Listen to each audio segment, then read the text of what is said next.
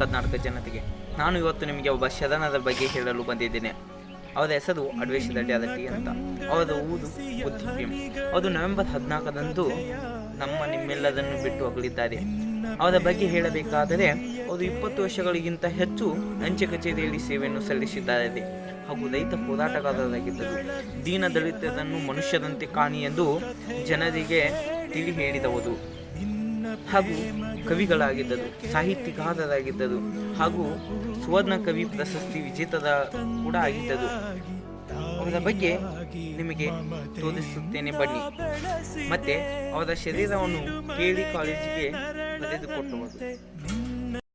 ಬುದ್ಧ, ಬಸವ, ಅಂಬೇಡ್ಕರ್ ಅವರ ಸಿದ್ಧಾಂತವನ್ನು ಅವರ ನಿಜ ಜೀವನದಲ್ಲಿ ಅಳವಡಿಸಿಕೊಂಡವರು ಹಾಗೂ ಡಾಕ್ಟರ್ ಇಳಕಲ್ ಮಹಂತ ಅಜ್ಜನವರ ಪರಮ ಶಿಷ್ಯರು. ಬಸವ ತತ್ವ ನಿಷ್ಠುರ ತುಳಿತಕ್ಕೆ ಒಳಗಾದ ಸಮುದಾಯಗಳು ಹಾಗೂ ಅಸ್ಪೃಶ್ಯತೆ ವಿರುದ್ಧ ಹೋರಾಡಿದವರು ಹಾಗೂ ರೈತ ಸಂಘದ ನಾಯಕ.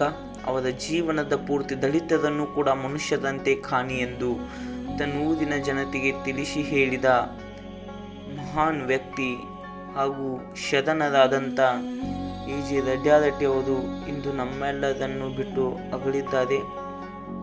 ಹಾಡೋಣ ಬನ್ನಿ ಹಾಡು ಕನ್ನಡ, ನುಡಿಯೋಣ ಬನ್ನಿ ಭಾಷಾ ಕನ್ನಡ.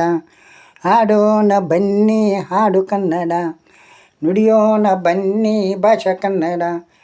ಬದುಕುವಂಥ ಭೂಮಿ ಕನ್ನಡ, ಕುಡಿಯುವಂಥ ನೀರು ಕನ್ನಡ. ಬದುಕುವಂಥ ಭೂಮಿ ಕನ್ನಡ, ಕುಡಿಯುವಂಥ ನೀರು ಕನ್ನಡ. ರನ್ನ ಬರೆದ ಗೀತೆ ಕನ್ನಡ, ಪಂಪ ಕಟ್ಟಿದ ಕವಿಯು ಕನ್ನಡ. ಇಂಥ ಹಲವಾರು ಗೀತೆಗಳನ್ನು ಕೇವಲ 2 ನಿಮಿಷದಲ್ಲಿ ಬರೆಯುತ್ತಿದ್ದರು.